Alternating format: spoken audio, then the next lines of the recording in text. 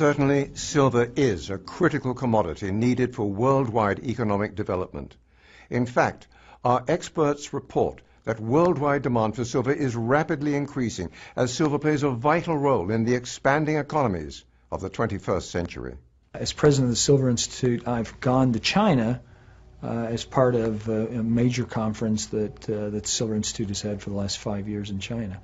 And I don't remember the specific statistics, but the demand for silver within China has grown exponentially over the course of the past 5 years. And that economy is just remarkable, the growth that's happening across that country, where people are going from, we had a guide who grew up on it with a dirt floor, and he now has he lives in a house that's 3 stories, and they have indoor plumbing, and all the things that we have in the Western world, they're starting to get there. We have China, which has been economically oppressed for so long, and now they're booming.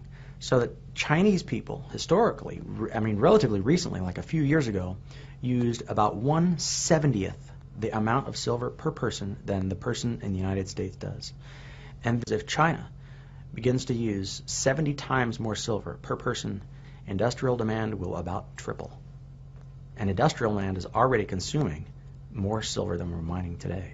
Their emergence as a major manufacturing force with tremendous growth in industrial activity, huge infrastructure investment in China in things like railways, electric generation, all of this is very metal intensive, and with a huge also shift in the manufacturing activity for electronic products, even things like televisions, air conditioners. A great deal of this production now occurs in China, and microwave ovens, and you tend to use a lot of metals in all of these manufactured goods, and I think that really has propelled their importance in terms of the metal industry around the world. I am very, very much of the view that Asia growth in demand is just beginning.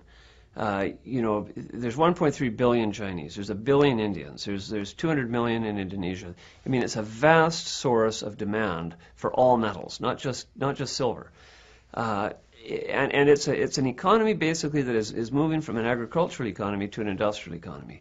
Their consumption of most metals is a tiny fraction of what it is in North America. Even if they went to only 1/50th or 1/40th of our consumption per capita, that still represents a huge increase in demand pretty much across the board for silver, for gold, for lead, for zinc, for nickel, and so forth. When you consider that there are probably millions and millions and millions of people in China, they don't have refrigerators, they don't have air conditioners in their homes, they don't have a lot of things that we take for granted here in the United States. They don't have lighting, and as their standard of living rises, they want these products. It's going to make life more comfortable for them.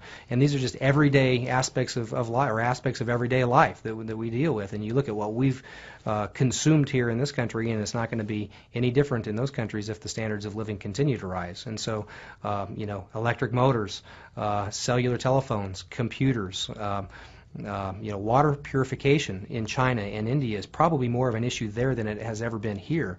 And the ability to use silver for filtration of water and purification of nearly everything that we deal with, coatings, whether it's in restaurant kitchens and things of that sort, or surgical rooms, operating rooms in hospitals, as an antimicrobial, it's a very effective product for that. And you're going to have all of that built in China if this continues, for many generations. It's a secular event. It's a once-in-a-lifetime event of people moving from the villages and the countryside into cities, needing housing, needing all the periphery around housing, the utilities, the apartments, the plumbing, the wiring, and so forth, and all of that uses metals.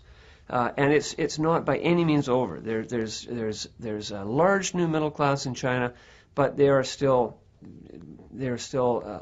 very much less developed than anything like America or Canada even 100 years ago. So a long way to go, a lot of metal consumption yet to be seen, and this will drive metal prices, especially silver, because of course silver spans the gamut.